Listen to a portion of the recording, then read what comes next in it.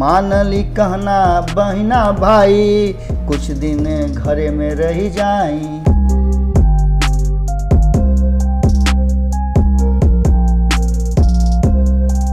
बोला तनी हेरा से अभिनंदन बार बोलो के अपना कार्यक्रम जना के नाम है खूटा ठोक के।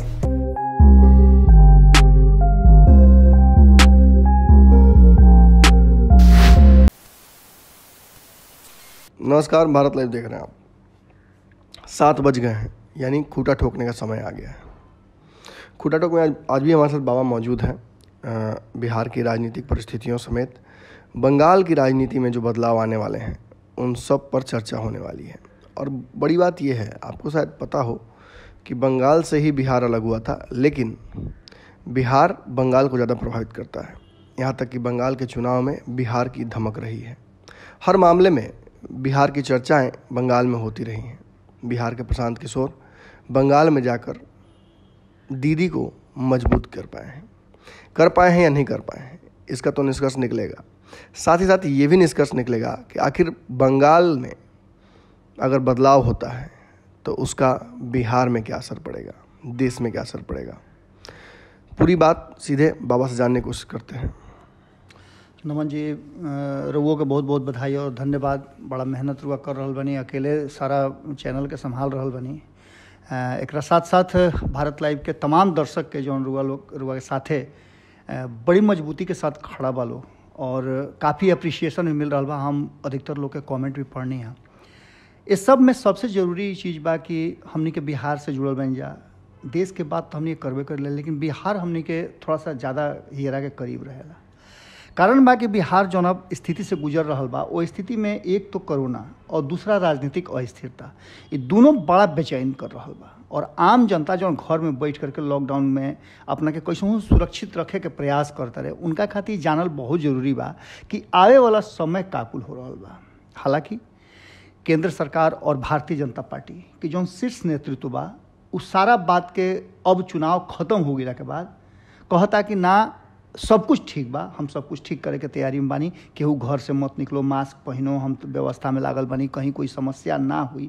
लेकिन जौन न्यायालय के बात सामने आ रहा बा, हालांकि हम देखी न्यायालय के बात कहे के शुरुआत कर देनी, एक पहले हम 2-3 बात कह देते जौन कि हम आज चर्चा में रखे वाला बानी। पहला बात तो ये बा कि नीतीश कुमार के चर्चा हुई, कारण कि नीतीश कुमार केंद्र बिंदु में बाड़े। लालू प्रसाद के चर्चा हुई, ऐसे कि लालू प्रसाद केंद्र बिंदु में आ गए बाड़े। और एक संगे संगे वो सारा नेता लोग के चर्चा हुई जो बिहार से भारतीय जनता पार्टी के जुड़ल बा लोग, और वो लोग पर बड़ा बड़ा जिम्मेवारी देवे के तैयारी हो रहा बा। और वो लोग समझ भी रहा बा बात के। जब हमने के चर्चा पिछला हाल ही कैले रही, रविशंकर प्रसाद के चर्चा हमने कैले, नित्यानंद राय के, एक भी बहुत सारा लोग बा। लेकिन जब चर्चा शुरुआत भइल तो ओकरा में जो न्यायालय आदेश दे रहा बा और न्यायालय जो विवेचना कर रहा बा, वो विवेचना से सीधा पता चलता कि कहीं ना कहीं केंद्र के सरकार और प्रधानमंत्री नरेंद्र मोदी चाहे जितना भी दावा कर ले, उनका सारा दावा अब तक के वादा सारा फेल बा।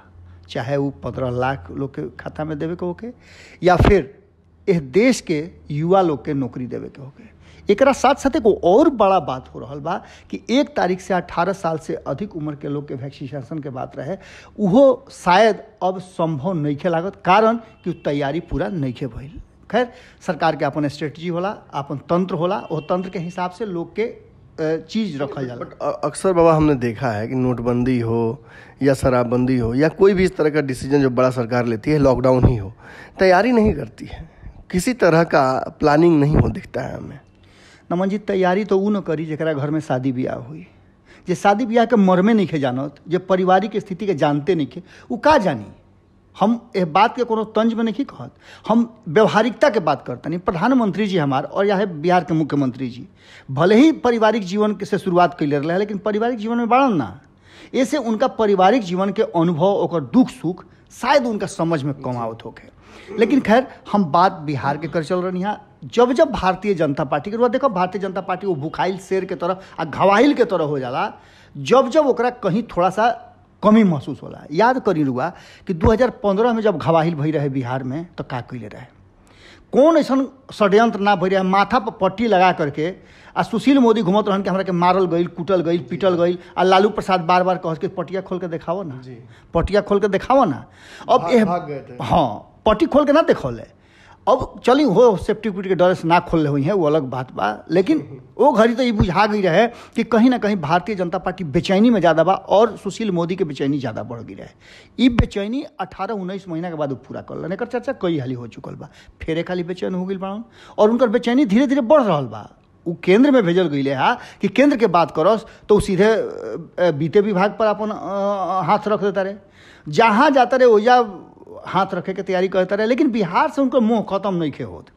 ये सब बात में जो बात कहे खातिर तैयारी कर ले रही है कि अक्सर भारतीय जनता पार्टी जब जब घवाहिल भइल बा तब तो बड़ा कोई काम कैले बा, चाहे वो संवैधानिक होके, असंवैधानिक होके, या फिर गैर संवैधानिक बात के संवैधानिक तरीका से ओकरा हथियावे के होके ओकर व्यवस्था कर लेला। रुआ याद हुई कि झारखंड और दिल्ली के चुनाव नमन जी भइला के बाद इस देश में बहुत बड़ा घटना घट रहा है। बड़ी लंबा समय के बाद रुआ देख लो कि मध्य प्रदेश और राजस्थान में कांग्रेस के सरकार बन रहे, राजस्थान में भी प्रयास भइल और मध्य प्रदेश तो बेहथियवले मनबे ना कैल। अब एकरा बाद रुआ समझ ली हमारी सारा कि बंगाल के चुनाव और असम के चुनाव के परिणाम अगर भारतीय जनता पार्टी के पक्ष में नहीं खे आवत, जौन की प्रशांत किशोर की चर्चा कैल बहुत जरूरी पर हुआ शुरुआते में कहनी है कि एगो बिहारी लड़का जौन की हर हर मोदी घर घर मोदी करवले रहे, भले ओकरा के क्रेडिट मत देव के हु, लेकिन रुआ सुननी 2014 में हर हर मोदी घर घर मोदी ओकर स्लोगन के गढ़वले रहे। रुआ नीतीश कुमार है बिहार में बाहर है के स्लोगन गढ़वले रहे।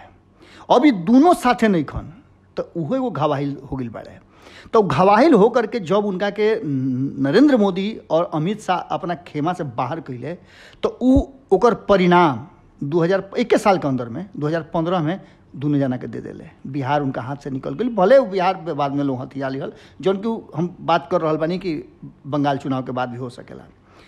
ओकरा बाद नीतीश कुमार के भी मजबूर करके भारतीय जनता पार्टी कहीं ना कहीं जब साथ में नीतीश कुमार के आई तो फिर से एक बार प्रशांत किशोर पर दबाव बने लागल और दबिश बनते बनते उनका आखिर नीतीश कुमार से अलग होके के पड़ल। नीतीश कुमार मजबूर होकर के चाहे जौना बात के समर्थन के लिए, ट्रिपल तलाक के समर्थन के लिए, नोटबंदी के समर्थन के लिए न हो, जौन कि महागठबंधन में रहते हुए भी कैले रहन, लेकिन महागठबंधन से एनडीए के तरफ गैला के बाद जौन उनकर भक्ति नजर आई कुछ महीना तक ले, जौना के बाद चर्चा गोपालगंज टू रायसीना हिल्स में भी भई रहे कि शुरुआती दौर में तो नीतीश कुमार की बात बढ़िया से बुझा गई कि हम जौन फैसला कैले रहन बानी वो बहुत बढ़िया बा, हम महागठबंधन से हट करके एनडीए में आईनी, अच्छा फैसला बा, जना के ले करके प्रशांत किशोर बार बार उनका से कहत रहन।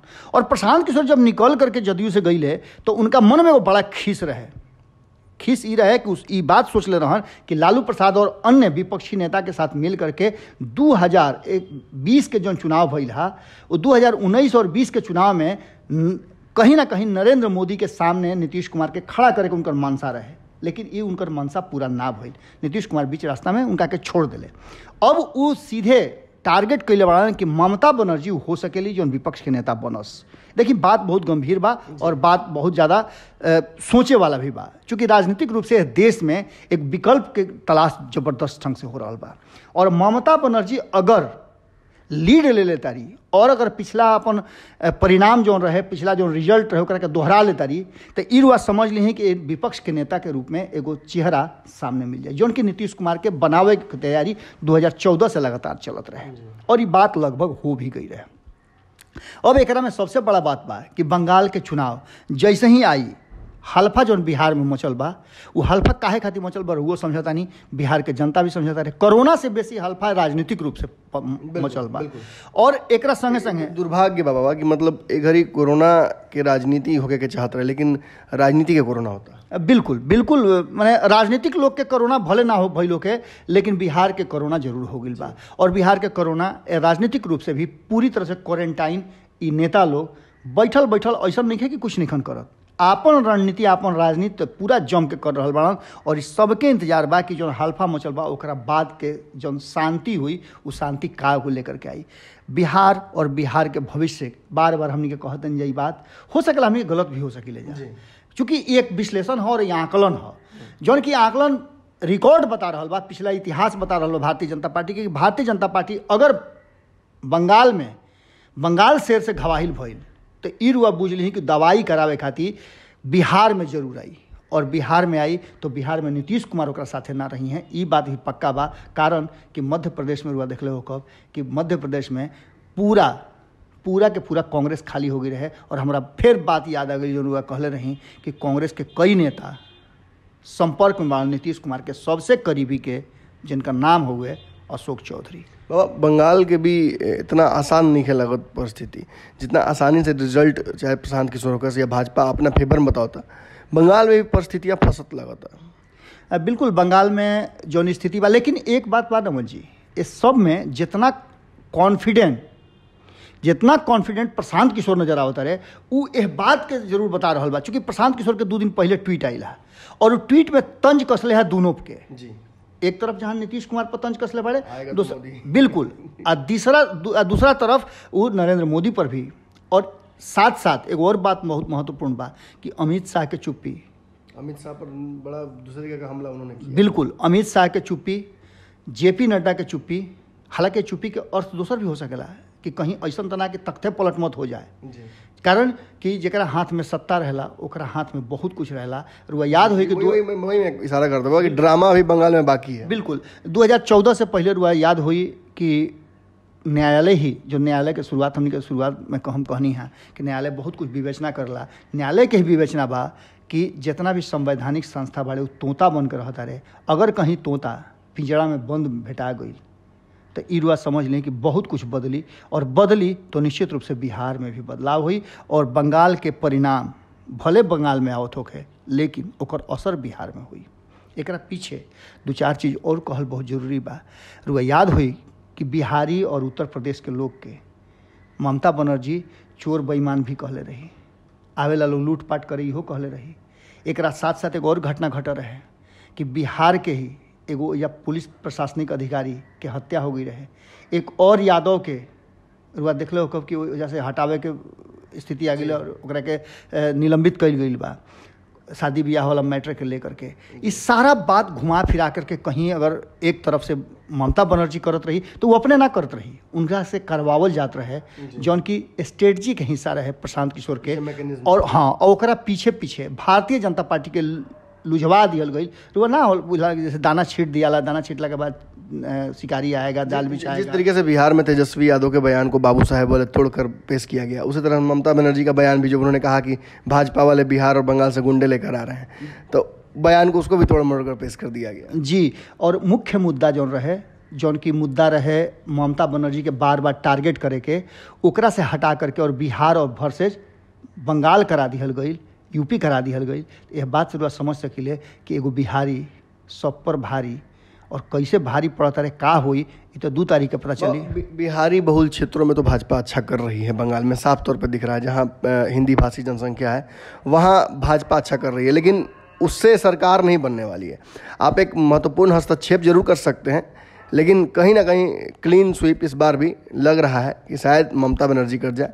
लेकिन हाँ, ड्रामा अभी बाकी है, ड्रामा बड़ बाकी बढ़। और अगर कहीं ज़रूरत महसूस भइल तो कांग्रेस और वाम दल ममता के साथे खड़ा हुई, ना कि वो भारतीय जनता पार्टी के साथ खड़ा हुई। और जौन इहो बात दावा कैले बड़ा प्रशांत किशोर, प्रशांत के दावा भी देखे के पड़ी कि डबल से ट्रिपल अंक में ना जाए दे। इहो एगो बहुत महत्वपूर्ण बात बा। दूसर का बात बा कि सब घटना के साथ हम घटना के चर्चा ऐसे कैनी है कि वो जब बिहारी लोग के उल्टा पुल्टा कहल गई है। अगर ये महाराष्ट्र में भइल रही तो तेजस्वी यादव जरूर बोल रही थे, लेकिन तेजस्वी यादव बंगाल में जाके भी और बिहारी पर आरोप प्रत्यारोप के बाद भी चुप्पी साध ले तो बहुत बड़ा कुछ हो रखे वाला, अंदर अंदर बहुत कुछ हो गया। बिल्कुल बिल्कुल बिल्कुल जी। तो आज का खूंटा आपको कैसा लगा जरूर बताइएगा। ये चर्चा बिहार की नहीं है, ये बंगाल की चर्चा है। लेकिन अगर आप बिहार की राजनीति को और खूंटा के आप रेगुलर दर्शक हैं तो आपको पता होगा कि बंगाल से सीधा जुड़ा हुआ है बिहार का दिल। और राजनीतिक जो घटनाक्रम है बंगाल में, वो जब कंप्लीट हो जाएंगे, जब सियासी ड्रामा ख़त्म हो जाएगा, जब सरकार बनने की स्थिति हो जाएगी, तब बिहार में भी आपको इसकी सुगबुगाहट बदलाव की नज़र आ जाएगी। तो आज का खूंटा कैसा लगा जरूर बताइएगा। कमेंट सेक्शन लगातार खुला हुआ है। कल भी बाबा ने आप लोगों से कमेंट सेक्शन में बातचीत की। अगर आप बाबा से कोई सवाल करना चाहते हैं या इनके हाल चाल के बारे में जानना चाहते हैं तो कमेंट सेक्शन में आप बात कर सकते हैं। आपके हर एक बात का जवाब बाबा देंगे। कल फिर मुलाकात कर दे बाबा। धन्यवाद।